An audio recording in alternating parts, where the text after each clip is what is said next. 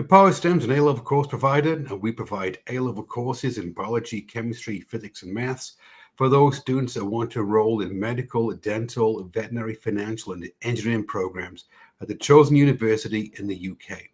So today, I wanted to come in and I wanted to talk to you about how you can help your teen define and stick to academic goals. Because the issue is this, parents. Teens rarely set goals. And if they do set them, they rarely stick to them. So by the end of this live stream, I'll give you the tips, strategies, and techniques that we use at Empower STEM so that you can help your teen set meaningful academic goals, which will stick with them through the entire academic year, all without stress and overwhelm. Now, let's break this down. Why do teens struggle with goals? Well, there's been a lot of research done on it, and the top finding is that the goals are too vague. So, for example, if we're talking to a teen and as they enroll into one of our courses, normally it's, oh, well, I want to get the A star in A-level biology, or I want to get the A star in A-level chemistry. The issue with that one, even though it sounds really good, the issue with that one is this, is that there's no starting point. They don't know where they are in terms of grade in A-level chemistry, for example. Are they at a B, a C, or a D? So there is no starting point for them. There's no structured plan. There's no blueprint. And so their journey is kind of haphazard. It's meandering all over the place because they're not taking the path to the A star, which is the shortest path they can take. There's no accountability system. Yes, it's great to have all these goals and tasks and sub-goals in place, but if there's no accountability system for when you do it and when you don't do it, well, then it kind of becomes a bit meaningless. And this is the biggest finding from the research, is this one, is that there's no emotional connection. Now, parents, you and I would probably call this, there's no skin in the game. But it's true. If there's no emotional connection between the goal and your teen, the chances of that goal being completed, being achieved, begins to diminish. Because teens don't fail because they lack motivation. Teens fail because the goals, they aren't set up to work. The saying that I have is, you can run to the east as fast as you want, you'll never see a sunset.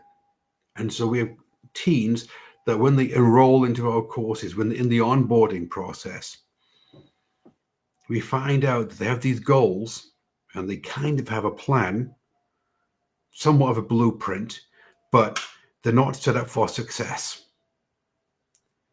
Now, we're talking about goals then. We need to take a different approach to it because most people, when you talk to them about goals and goal setting, well, they have to use the SMART goal idea.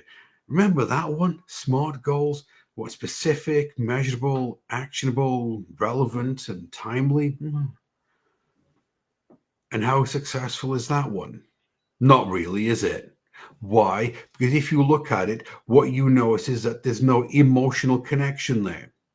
So what we do is that we start with the identity of your teen. Now, I know, parents, you're thinking, identity of my teen? Graham, I thought this was about goal setting. Right. Recall I said there's no emotional connection to goals that fail. The way of getting an emotional connection to a goal that will be achieved is to have the identity attached to it. And so what we do is the third step, it's the fourth step in our four-step pathway, is that we use something called medical mindset, which is quite easy. It's this. Your teen takes on the identity of who they want to become. So, for example, if they want to be a medical doctor, well, then they start thinking that they're a medical doctor, or a dentist, or a veterinarian. They start thinking they're a dentist or a veterinarian. And then when they have this identity, like, yes, I am a student that will become a dentist or veterinarian or a doctor, well, then you take that down a step and you go, right, now I'm going to be the type of student that will get the grades that I need to have in order to be a well-qualified candidate for medical school. Because, again, research shows parents that identity-based goals stick more than just grade-based goals. So if we go back to the example, if I had two students and they come into our courses at Empowered STEM and they always have a grade-based goal. What is your goal? Well, my goal is, Graham, I want to get the A star on A-level biology or A-level chemistry, A-level maths. And we know our internal data shows the chances of them getting that is pretty slim unless they move from a grade-based goal, which is an external goal, external focus, to an identity-based goal, which is an internal focus, and say, right, I'm going to become the type of student that will earn the A and the A star in A-level biology because I'm going to university to become a medical doctor. Research also shows, and again, this is from the academic research, this is from neuroscience, this is from academic coaching. Is this one? Imagine it like a loop, parents. Imagine a loop. At the top is identity. To the right of it is behavior. Down below is habits, and then it's grades. And so if we install in your teen the identity that they are the type of student that will earn an A or an A star, because they want to be a medical doctor, that's going to affect their behavior. Now, this is from the psychology. It's motivational psychology. It's this one. Identity affects behavior. And so now they're more likely to study, revise, become independent learners. And behavior then leads to the formation of habits. Because at Empowered STEM, we're all about habits. Because my saying is motivation wanes, but habits never die. And so they now start having a habit. It's known as a cognitive pulse. It's the 6 pillars of neuroscience. Basically, they study and they revise at regular times and periods throughout the weeks. And when they've got the habits installed, then the grades begin to increase. And we see the grades increase in a matter of a month or 2 months. All of a sudden, they're coming back saying, I've got an A at this test in school. I did this mock exam. I got the A star. All right, I'm over the moon. The parents are happy. Well, of course they are. But parents, we understand what it is. It's just the success cycle: identity, behavior, habits, and grades. And so we start with identity up the top. This is why we change the identity. We help your teen rewire their identity to be somebody who is going to be successful at A-level maths and A-level science. Because if we do this, what we notice is that teens who anchor their goals to who they are becoming, they show up differently. Their behaviors change. Cameras are on. Homework is done. Quizzes are done. Study is done. Revision is done. Exams, past papers are done in a meaningful way. Of course they are. Right. Now, if we go back then to why teens struggle with goals, we talked about the emotional connection, which is the identity bit.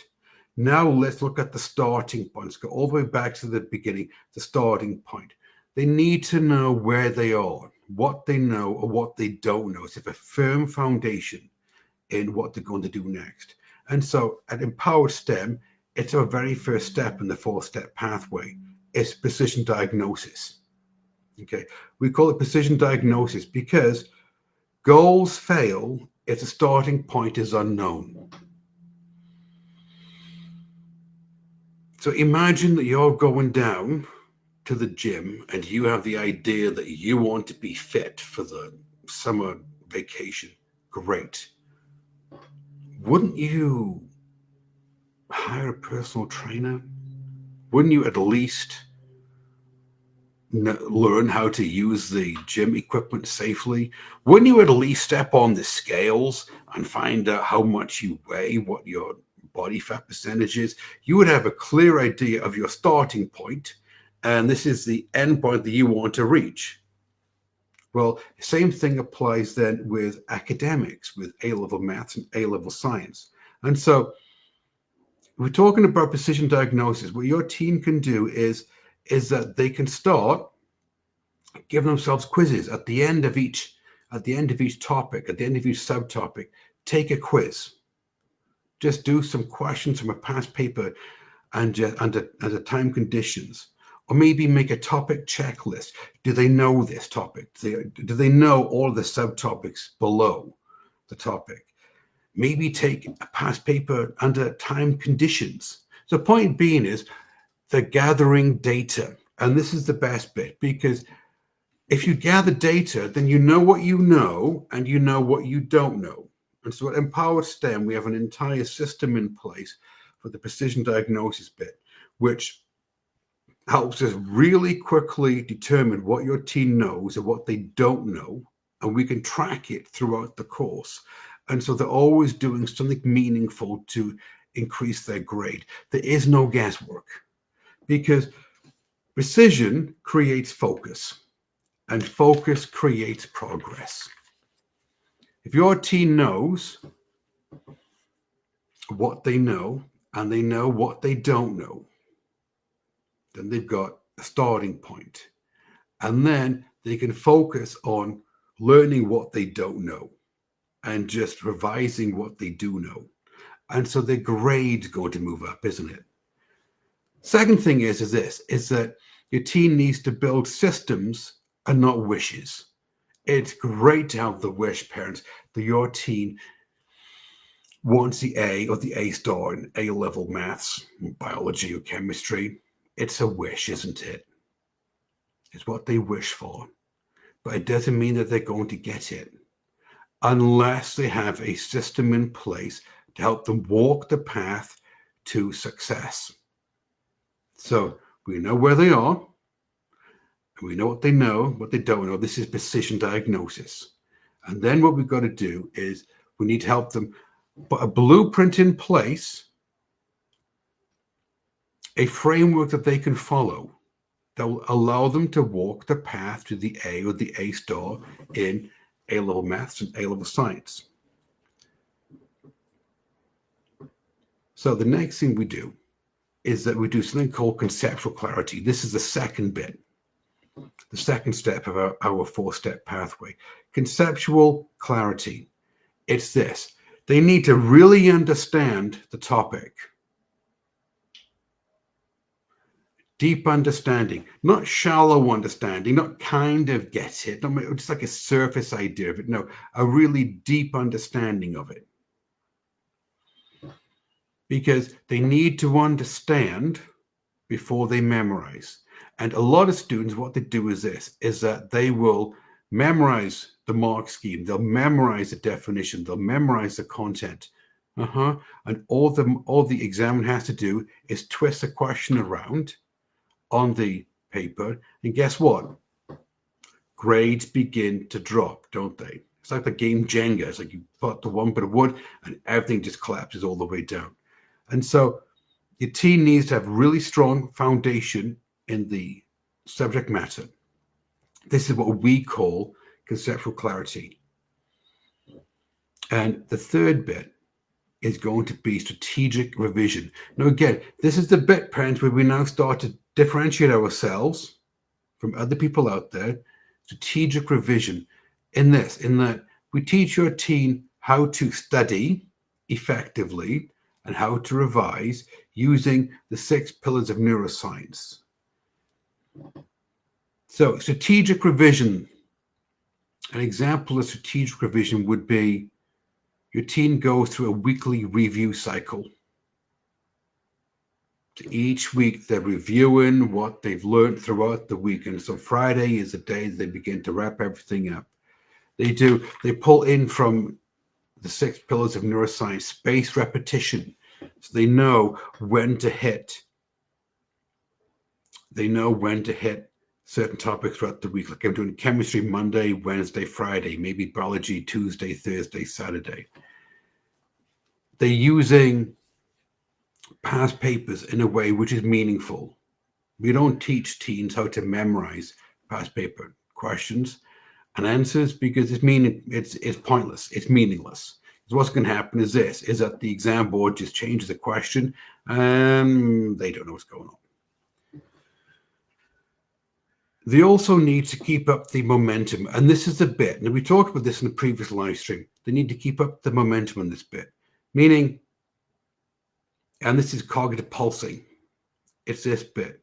They need to have focused blocks of times at regular times throughout the week in which they're going to study. And we talked about the Pomodoro effect.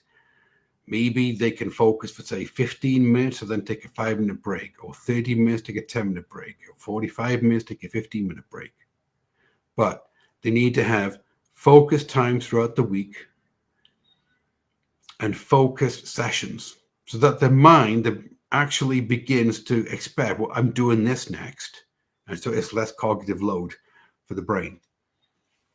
And they need to do this on a regular and consistent basis. Because a goal without a system, parents, is just hope. But a goal with a system becomes predictable. This is why when students enroll in our courses at Empower STEM, it becomes predictable when they follow the path, the framework that we give them. And so they're really excited because they move from a C or a D. They quickly move up to the A or the A star in A-level maths and science. But to us, it's predictable because they're following a proven framework. The next thing then is this. You need to help them, parents, be accountable without the pressure. The saying is this: you don't want to be the referee in the game, you want to be the coach.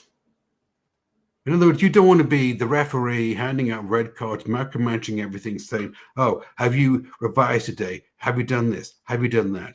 No, give your teen some autonomy, but be the coach on the sideline and switch the way that you ask the questions. So possibly could be, what's your plan for A-level chemistry today? How's it going in A-level biology this week?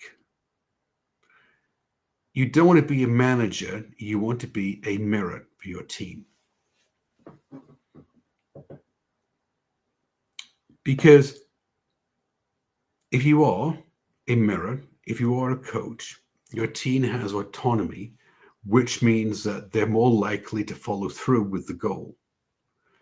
Also, last thing is weekly reflection. Feedback loops. Yes, we're big into feedback loops at Empower STEM. We are. Okay, because a feedback loop, it allows you to quickly ascertain what went well, what didn't go well, and what you're going to do to fix it. You take the emotion out of it. So what went well? I got an A on my A-level biology. Oh, fantastic. Good job. Right. What didn't go well? Well, crap, I got an A. And? Well, yeah, you know what? It really took a lot of effort to get that A. I mean, I was days studying for it. And what are you going to do to improve it next time? I'm going to become 10% more efficient in what I do. Or, flip side of the coin, how did it go in A-level biology? Oh, Graham. Didn't go well. I got a C. Okay. What are we going to do to improve it? Well, I got a C because when I look back on the papers, what I noticed is I got the definitions right, The definition question is right. But it was those application questions that really caught me out this time. And so what I need to do is I need to spend more time. I need to switch the blend of my question types that I revise, spend more time on application questions, because this is a weak point of mine. Right. Feedback loops, parents. Because reflection turns effort into insight. Now, as always, parents, do I have a real student story? Well, of course I do. Let me tell you about Ishan. Ishan, when he came to us, when he started working with us, Ishan had a grade-based goal. His grade-based goal was, I want an A in A-level chemistry, because I want to be a doctor. Thought about that, had a conversation, explained to him identity-based goals, and then he changed it. He actually changed it to, I want to be an independent learner so that I can get the A in A-level chemistry and I can teach myself at university, because he wants to be a doctor. So what we did is we helped him rewire his identity. We showed him how to put in the systems, the feedback loops, and consistency, momentum. And he moved to an A. He actually got an A in A-level chemistry. And he's at UCL and he's studying medicine.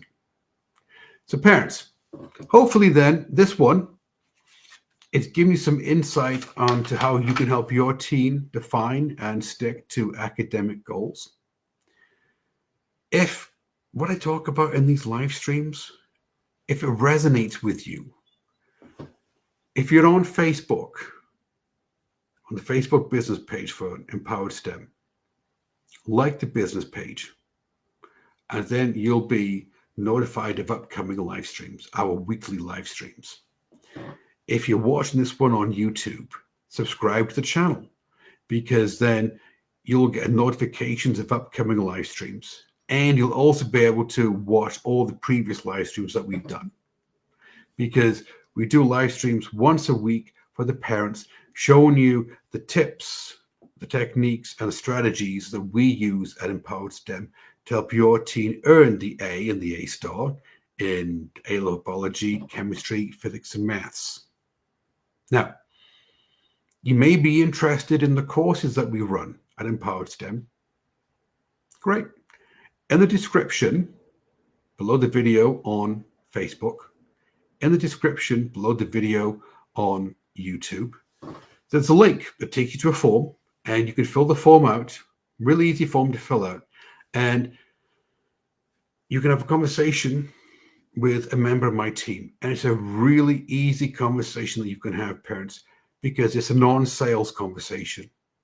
What it is that you're just having a chat with a member of my team, and they'll find out, they'll ask you, how is your teen doing in terms of grade? Like, what's the working grade? What's a predicted grade, the aspirational grade? What university do they want to go to? What they want to be, doctor, dentist, veterinarian. And then we'll explain to you how our courses at Empowered STEM works. And you can ask all the questions that you want. And at the end of the call, you'll be well informed and well taken care of. And then you can decide if it's a good fit for your teen to enroll in one of our courses. And if it's a good fit, if we think our course is a good fit for your teen, well, then you can make the decision on what you want to do next, whether you want to invest in your teen's education and proceed forward. Everybody take care, and I'll see you on the next one.